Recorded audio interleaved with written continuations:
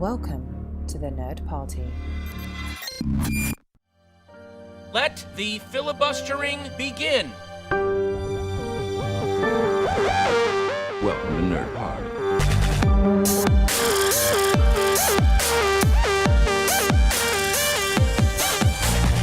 Hello and welcome to Filibuster here on the Nerd Party, the home for all your nerdy needs. A home which is a safe, welcoming space for all sorts of fandoms. Much like MCM Comic Con London, which we were lucky enough to attend recently and will discuss on today's episode, alongside the fate, potentially dark fate, of the Terminator franchise. I'm Dallas King, a cybernetic organism sent back through time to review the latest pop culture, and with me is the T-1000 to my Cyberdyne T-101. It's Lee Hutchison. How are you? Yeah, I'm putting my kind of fist through some milk there to say hello. Excellent. Because for this, obviously, for this episode, given what we're going to do, I'm afraid I'm going to need your clothes, your boots, and your motorcycle. Are you okay with that? The joy of podcasting means that no one will know otherwise. So yes, I'm going to be doing this podcast naked. Okay, excellent. So we're now into November of this year, November 2019, a momentous occasion because, one, the A24 project celebrates its first birthday. Plug for the latest episode, which has just gone online, which you can hear us review Woodshock and the Florida Project. And also because November 2019 is a big date in the world of cinema because it means that the film Blade Runner is now set in the present. Filmed all the way back in 1982, it has now reached a time where we can consider it canon, just like we did 4 years ago when Back to the Future Part 2 became the present and we were all running around on our hoverboards. Isn't that right? Oh, no, wait, yeah. We never did get those hoverboards, did we? No, unfortunately not. There seems to be so much, though to be fair, if we're going by sort of Star Trek terms, we're kind of about to enter the Third World War, so I don't know how much you want to invest in that. Well, I don't know. That's potentially could.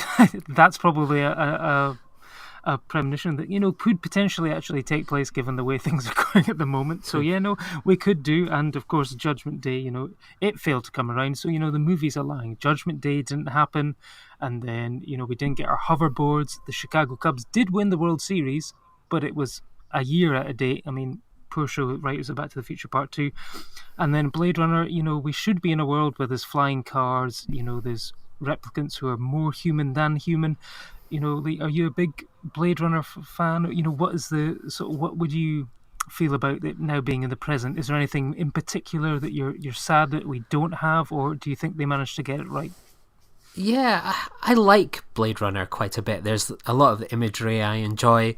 I just think my kind of feeling with Blade Runner is that I've never truly loved it, and I always wanted to love it.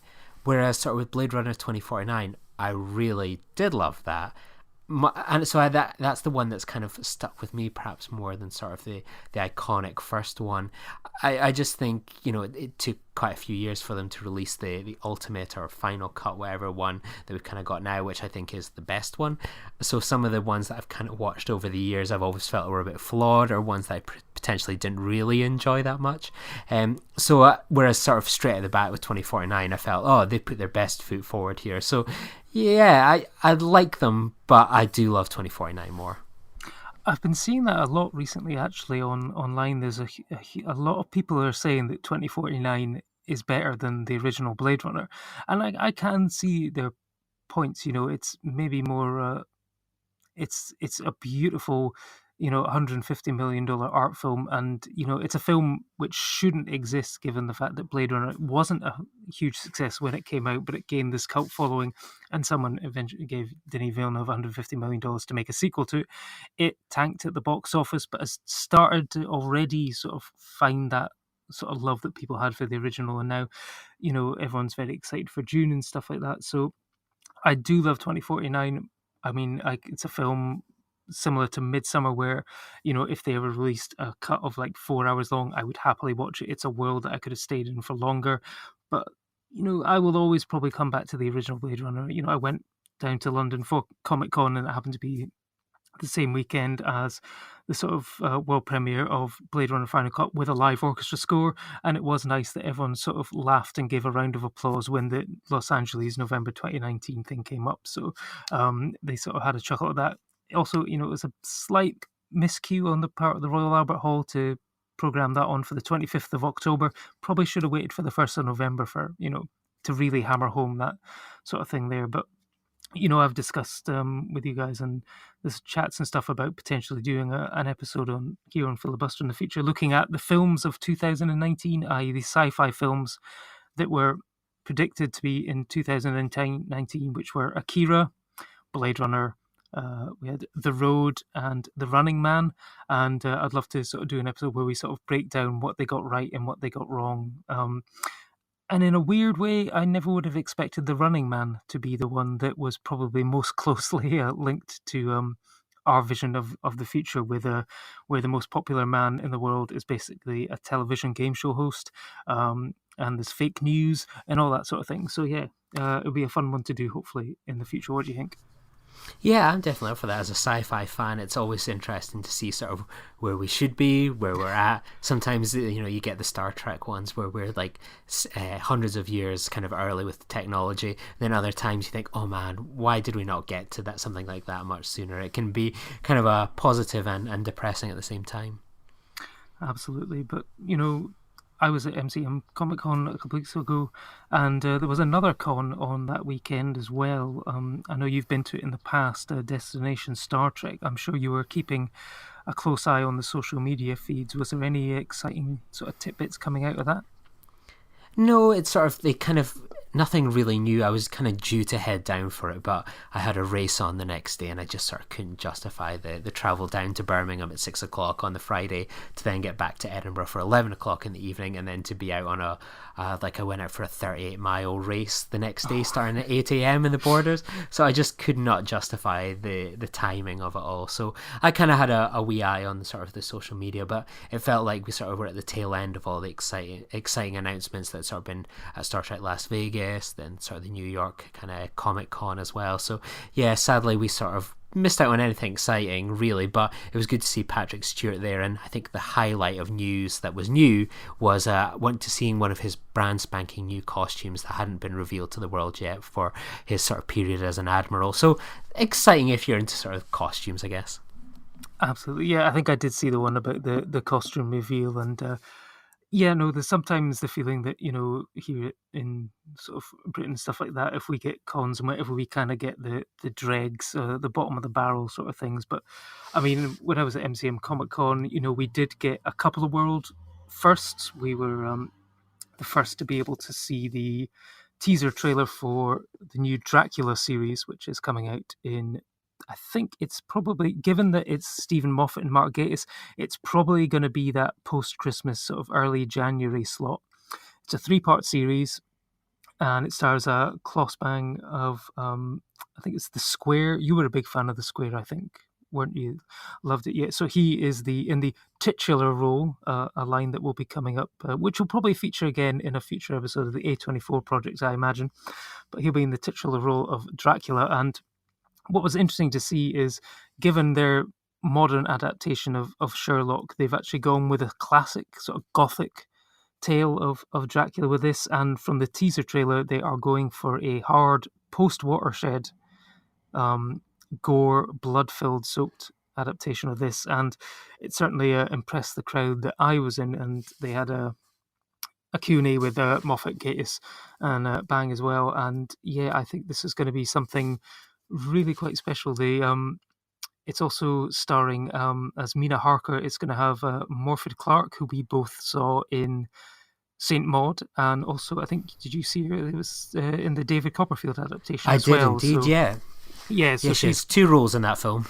2 roles in that. Well, there we go. So 2 roles, yeah. So she's clearly a star on the rise. So I think this could be another huge breakout role for her. They were very subdued in other elements of the casting of it, so I think there could be a few surprises down the line. Certainly they haven't reported who's going to be playing Van Helsing in Renfield and stuff like that, so I think there could be maybe a few familiar faces, shall we say, come down the line on that one, so very excited to see that.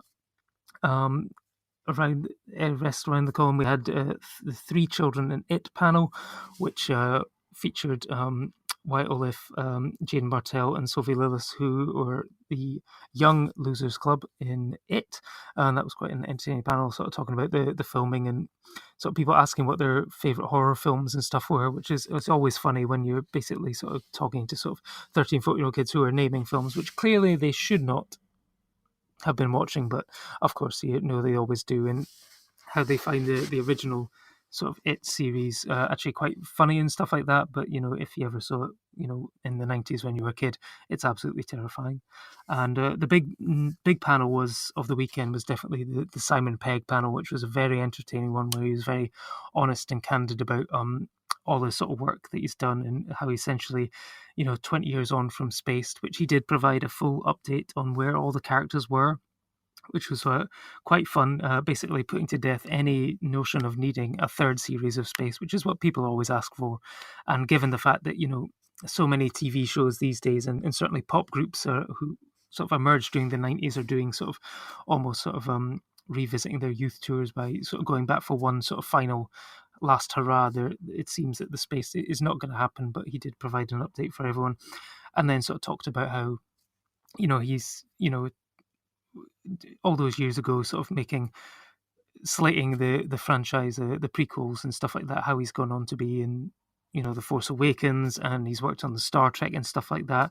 And yeah, no, it was a very entertaining panel as well. And of course, the big thing on these cons is, you know, walking around, sort of seeing all the cosplays and stuff like that. And we had, you know, you just don't really get a sense of just how big anime is until you're at one of these conventions. You know, I was sort of geeking out over people dressed as McCready from The Thing and stuff like that, where all these sort of anime characters who I could honestly say I had no idea who any of them were, but clearly it is a huge thing. And, you know, Funko is still, you know, the biggest draw of these conventions, up to the point where I think in a couple of years they'll be just called the MCM Funko Con, where it's the biggest line. It's the thing that everyone wants to see and get all their hands on, all these exclusives and stuff like that.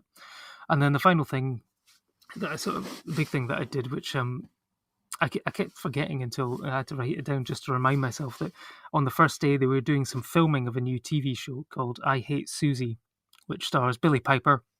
So it's going to be her new show, and it's about a sort of former sort of science fiction actress who, due to a scandal involving some phone hacking, decides to see if she can sort of revisit one of her earlier sort of roles in order to try and escape the media blitz and turn all the bad press into good press. And a scene of that involves coming to a comic convention, and they were looking for extras to be in the scene, so I just went along to film out. And then, because I was not in costume and apparently would not really draw focus, I ended up being sat next to one of the actors who was asking a question. So you might end up seeing me on the big screen or small screen, doing my best eye rolling at someone, basically with this is more of a comment than a question. So I did my best. I'm sure it would be very authentic in my reaction of, oh, for God's sake. So yeah. So that I'm going to be looking forward to that. Apparently, it will come onto Sky Atlantic next year. So I'll just have to remember to set the VCR for that one, and see if I make the final cut. I might be overacting too much, so who knows?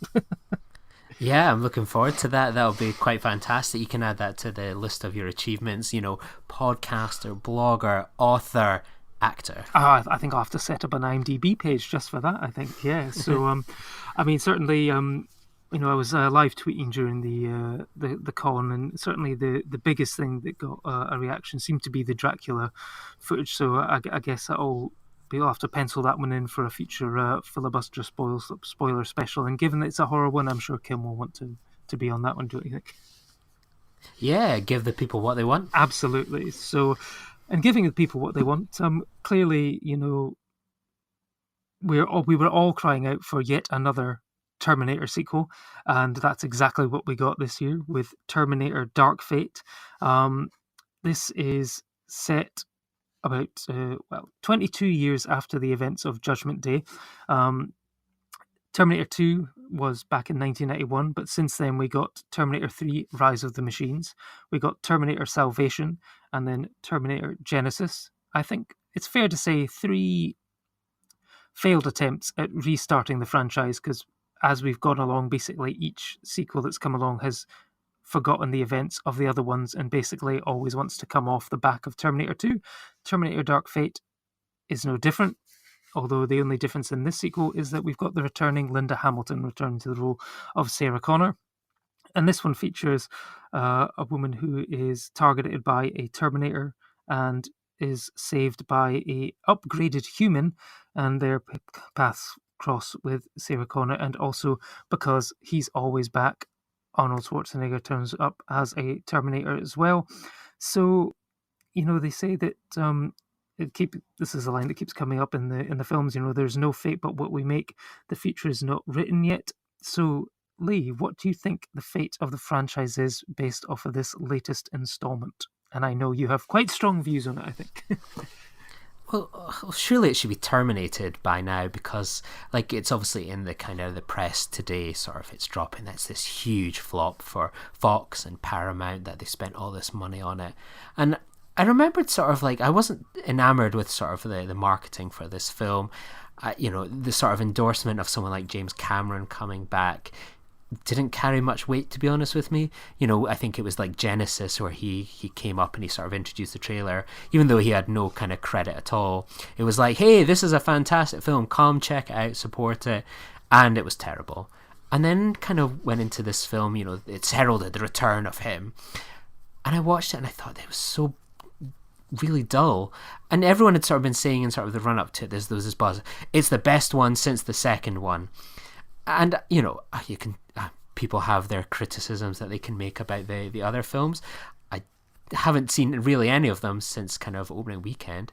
I thought 3 was okay at the cinema. I liked how it ended on Judgment Day, that it was all about just making sure that John Connor was saved.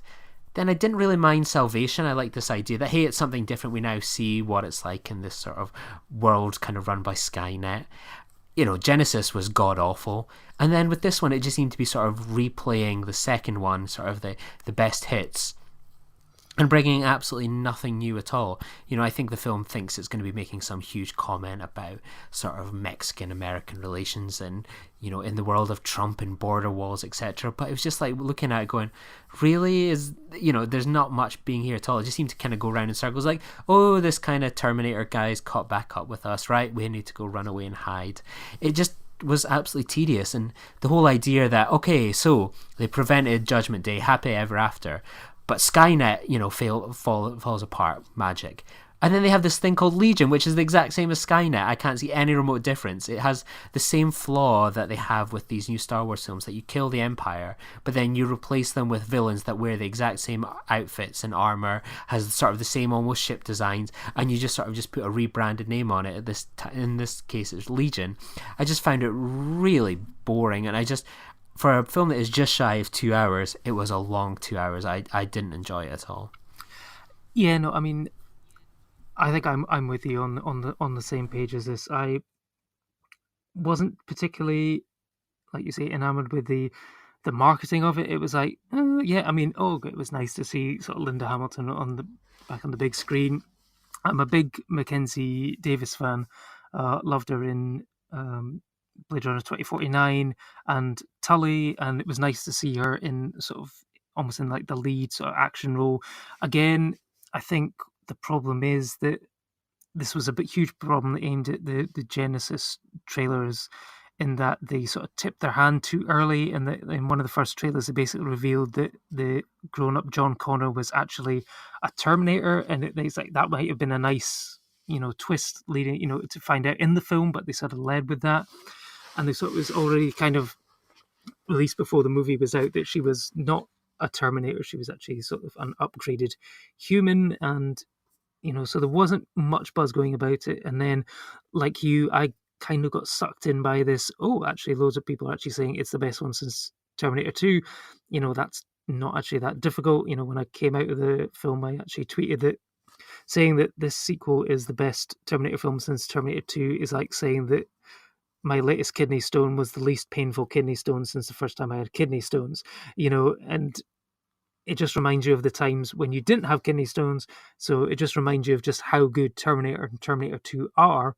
And it's just, yet again, another wasted opportunity to...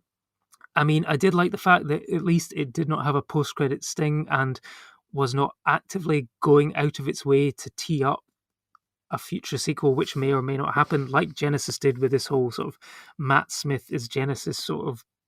He's a AI, but he's also a robot sort of thing that they had in the post-credit sting of that film, which never amounted to anything. And I think, yeah, I'm agreeing with you on this. The problem of the bad guy, it's like, they stopped Skynet, and then apparently they've just replaced it with yet another carbon copy thing where another AI system decided that humanity was the real danger of Earth, so decided to wipe them all out by doing the exact same thing of starting a nuclear war. But then in its AI, it decides the only way to wipe out the rest of the humans is to build almost identical Terminator models. Yet how did it know what they looked like when technically Skynet never happened, so you never had any robots built in the first place? Well, yes, they did have some because they came back in time, but then it was melted down. And then I'm getting a sort of Austin Powers sort of cross-eyed brain freeze sort of thing that I'm getting trying to explain it all and all the paradoxes that's going on. It's just far too complicated. And I think that's probably what part of the problem here is, at the beginning, they almost were going for a hard reset of, okay, right, we're starting over completely from scratch. Judgment Day didn't happen. But then they kind of overcomplicate it now with, you've got this thing back. And I don't know if that was Edward Furlong who was brought back for one scene. Unfortunately, we're going to sort of go into spoiler territory here. But, since it's basically the first scene, I think it's okay to talk about, where, great, Sarah and John are living happily ever after on some beach resort thing. And then another Arnold Schwarzenegger version of the Terminator was also sent back in time because apparently they sent back several just to be on the safe side, and he kills John Connor, and that's what sends Sarah off into an alcoholic sort of spiral and stuff like that. And yeah, it was like that was meant to give her the motivation to then take down every other Terminator that comes back through time, because obviously that's still the same plan, is to not bother to wipe them all out in the present, well, their present or future, but in the past and stuff like that. It's just like they really need to come up with a more original idea, I think, in order to get people, hooked in, rather than this. Yeah, the Terminator comes in, chases them for a bit, they manage to stop him for a bit, but then he reassembles and then he follows him again. And it's just, repeated ad nauseum, I think, isn't it? Yeah, it's just like, it's at least you can say with something like Salvation, it tried something brand new, but I keep thinking, like, who is the fan base for these movies? Like, they invest a hell of a lot of money in them. They keep sort of going, well, the last one failed, but we'll go again. Like, who is the fan base that is clamoring for a new Terminator film? I don't see it that, sort of reflected online. I don't see it in the box office. I don't know who they're making these films for, and sort of the diminished box office clearly indicates that there's not much of a fan base there that are guaranteed to be there on opening weekend. No, I think part of it might be down to a rights issue. I think it's a film which has sort of passed through a couple of different companies, and it's a case of, like, if you don't make a film in the next a couple of years, the rights will revert back to the original person. So therefore they just think, right, we better chuck out any old Terminator while we can just now, and then we can worry about coming up with a coherent plan. If this one happens to do well, then we can piggyback off of that and then actually come up with a proper story in the future. And it feels like a case of, at the moment, where they're trying to figure out, well, what was it about the Terminator films that people actually enjoyed? Right, it must be Arnold. Arnold was the biggest draw, so it must be Arnold. We'll put him in, front and center. And the third one, it did okay. And then Salvation, I think he had a very small cameo in that, tiny part in Genesis as well, sort of repeating the original thing. And then they realized, okay, maybe he's not, because the box office wasn't great on that, so we'll bring back in Linda Hamilton, see if that works. And apparently that hasn't worked as well. So the only one that they really need back at the moment, and I think it's probably quite telling that he hasn't returned back. I know he'll claim that he's been busy with not making Avatar movies, but James Cameron as director, clearly he is a fantastic action director. There's no qualms about that. But when you replace him with someone like Tim Miller, who did a surprise job on Deadpool, it was a huge success. what he's followed up with maybe hasn't been as good. And now I think even today I'm reading things about how James Cameron was apparently in some sort of bloody argumentative dispute in the editing room about how to sort of pull Dark Fate together. Him and Tim Miller were going at it and stuff like that. So apparently, they're already starting to distance themselves and come up with reasons for why the box office may not have worked out all that well. So, I mean, I don't know. James Cameron directing, is that something that would potentially bring you back for one more shot of the Terminator franchise? Or, like you say, is it time to sort of put it to rest and put it into a vat of molten lava and, yeah, hopefully be done with it until maybe 30, 40 years someone decides to resurrect it and send it back through time? As simple as that, Dallas. Yes, I can't see myself being fooled to going to another one of these. And admittedly, it doesn't cost me any money. It's only a bit of time I'm giving up. But I just no, I've been burned too many times now. So unless they do something wildly, remotely different, I'm out. No. I mean, that's the thing. It's like, is it a film that I would have paid to see if I didn't have the unlimited card? No, probably not. I probably wouldn't have paid 10 odd quid or a 4DX or whatever uplift to those kind of things. So it's a thing where, yeah, no, I mean, I'm done with the franchise. I think everyone else is pretty much done, and I think it's time. I think what we need is someone in the future to basically come back in time and stop people making Terminator films. That's what we need. That's what the new Terminator should be, is someone coming back to stop all the other Terminator films being made and sort of stopping the rights at that one. So yeah, I think our view is, yeah, Terminator is terminated and hopefully will not be back. Hey.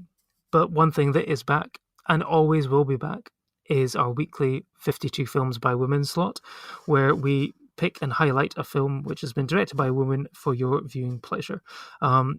We have recommended quite a few this year. I'll be interested to see the final total at the end of the year. I can imagine that between the three of us, it's probably going to be close to sort of 150 different films, which is fantastic. But what have you selected for us this week? Yeah, this is one I always keep putting on my list to bring up, and I don't know why I keep forgetting about it, but I've gone with Blew My Mind. So this is a film I caught a year and a half ago, nearly 2 years ago, at the Glasgow Film Festival, and it's about a 15-year-old girl, Mia, who sort of starts to become kind of, she's going through sort of her, growing up stage of her life. Her body is transforming, and she discovers drink, boys, and she sort of falls in with a wrong crowd, which all sounds like relatively normal kind of teen dramas that we're used to, except in this case Mia is turning into a mermaid. So this is one of these really interesting kind of films. It really blends sort of a coming of age story incredibly well with quite a shocking body horror film, and it has a really fantastic kind of central performance and kind of relationship between these sort of female characters. One that I really recommend. I know you can find it on iTunes UK, so definitely one worth picking up. It's been I enjoyed it when I caught it in the cinema, but it's been one that's kind of stuck with me kind of since then due to the sort of the imagery and the original idea. So yeah, if you're looking for a unique body horror film, this Swedish film is definitely one to check out. Absolutely. No, it's one which now that you're talking about it, it's reminded me that I really wanted to see this when it was at the festival, but missed out, and I've never got around to seeking it out again. So now that you've reminded me of it, I'm definitely going to go and add it to my iTunes list and give it a watch finally, hopefully, because yeah, it was an intriguing premise, and it certainly got some good buzz around the festival circuit when it was going around there. But I've gone with one which is potentially a slightly controversial choice. But speaking of science fiction action franchises which are sort of getting belated sequels, which maybe not many people have asked for, and ones where the initial one was so good, but maybe the other ones weren't as good, I am going with The Matrix by the Wachowski sisters now. And, this is celebrating its 20th year anniversary, and it's the story of Neo, who's played by Keanu Reeves, who discovers that all is not right in his world, and he's actually basically being used as a human battery for every sort of machines. And with the help of Morpheus and Trinity, decides to try and take down the entire system, which is personified by Agent Smith's Hugo Weaving.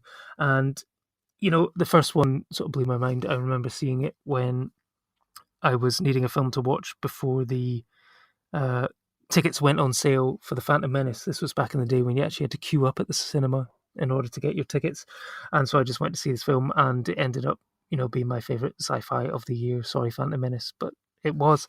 And, the sequels, while watching them initially on the big screen, it was quite entertaining seeing sort of multiple versions of Agent Smith and Neo going at it. It was, ultimately, they maybe weren't as good as the original, but the original still holds up for me. And if you're wanting to hear a bit more on The Matrix, you can listen to the Missing Frames podcast by our very own Sean Eastridge, who is revisiting that one at the moment on the Nerd Party. So, I mean, you'll have seen The Matrix, Lee. You're a big fan. Are you looking forward to a Matrix 4, which is actually happening, bizarrely?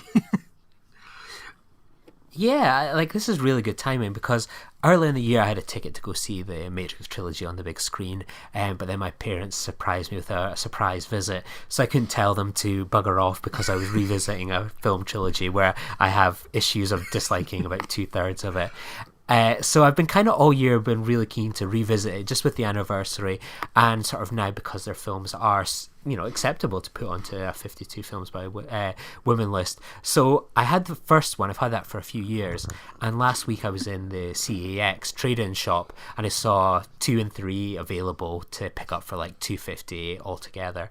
And I was keen to get them because I remembered having them years ago before I sort of traded them in, where they have really good audio commentaries.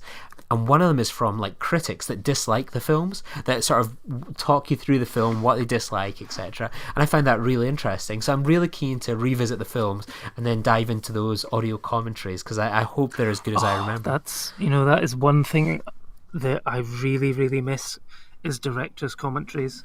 I really love them. I mean, one particular, David Fincher's one on Fight Club is fantastic. The Tropic Thunder one, where they do it in character, is hilarious. What other ones are really good? I was just thinking of another one, which has now gone completely out of my head. Oh yeah, Ben Affleck on Armageddon, where he's talking about he's like with Michael Bay, he's telling a story about Michael Bay, and he's like, Michael, would it not be easier to train astronauts to be drillers than the other way around? And he's just like, shut the F up, Ben, that wouldn't make a good movie. So it's just like, yeah, no, it's like those kind of things I really wish. And given the fact that so many films are now available on iTunes, you would think that it would be easy enough to add it on as an extra, for example, such as the entire director's cut of Midsummer, which I have now purchased, and I'm looking forward to watching this week. And I think we'll get together for a revisit of that in the future, where we I've seen a lot of people have started to watch it and basically sort of going along with your analysis of when you saw it, that yeah, basically Christian is just an even bigger dick this time round and totally deserving of his fate. So I'm really looking forward to that. And I was very pleased to see so many people doing May Queen and bear costumes for Halloween this year. God, yeah, I know. It seems like everyone did it this year. I'm sure next year there'll be a lot of sort of Willem Dafoe and Robert Pattinson combo, lighthouse combos, I expect. Yeah, so I think that brings us to the end of this episode of Filibuster. As always, if you want to leave us a review on iTunes, since I mentioned iTunes, it'd be safe to say that we can plug the fact that we always appreciate and love to hear your feedback. So if you want to leave us a rating on iTunes, it's very much appreciated, and you'll always get a shout out on the show. But we'll be back next week, hopefully, with the return of Kim, for a look at Doctor Sleep and The Shining. And I think, having watched that one today, I think it's going to make for a very interesting conversation, because I have some interesting views on that one, and I'm sure others will as well. So we'll be back in a week to see that, but also check out the A24 project, also available every week, along with a host of other great shows here on the Nerd Party. So we'll be back next week, or should I say, I'll be back. Will you be back, Lee? In diminished returns, yes. We'll see you then. Bye. Join the revolution. Join the Nerd Party. Welcome Nerd Party.